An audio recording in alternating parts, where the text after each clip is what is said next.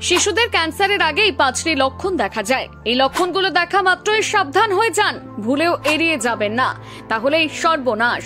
Tumour ছাড়াও এই 4টি মারাত্মক লক্ষণ দেখা যায়। এগুলো দেখলে বুঝে নিন বাচ্চার মৃত্যু ঝুঁকি দুয়ারে।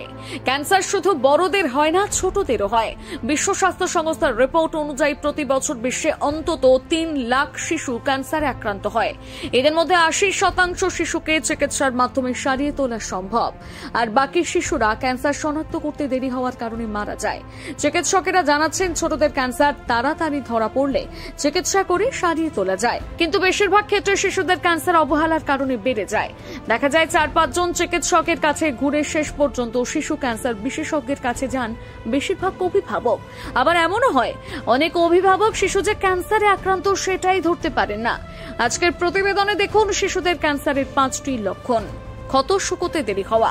শিশুদের ক্যান্সারের অন্যতম একটি লক্ষণ হলো দেরিতে ক্ষত শুকোনো।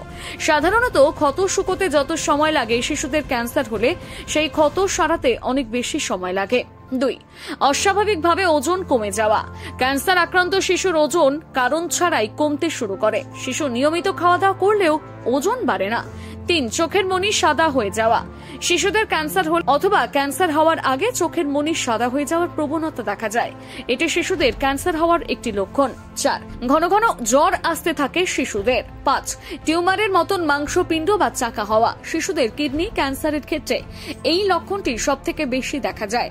শিশুর শরীরের বিভিন্ন অংশে মাংসের চাকা কিংবা পিণ্ডলি তৈরি হয়। এই লক্ষণগুলো দেখা দিলে দ্রুত চিকিৎসকের শরণাপন্ন হন। এবারে বলি শিশুরা কোন ক্যান্সারগুলোতে সবথেকে বেশি আক্রান্ত হন। চিকিৎসকেরা জানাচ্ছেন শিশুদের মধ্যে ব্লাড ক্যান্সার, ব্রেন ক্যান্সার, স্নায়ু কোষের ক্যান্সার, চোখের ক্যান্সার, এই ধরনের ক্যান্সারগুলো সবথেকে বেশি দেখা যায়। তবে আপনার শিশুর মধ্যে উল্লেখিত কোন রকম লক্ষণ দেখা দিলে ঘাবড়ানোর কিছু নেই। মনে রাখবেন বর্তমানে চিকিৎসা ব্যবস্থা অনেক উন্নত, তাই এই ধরনের লক্ষণ দেখা মাত্র সাথে সাথে চিকিৎসকের কাছে নিয়ে যান এবং চিকিৎসকের কথা মতন চিকিৎসা শুরু করুন। দেখবেন আপনার শিশু সমস্ত রোগ ব্যাধি থেকে সুস্থ থাকবে।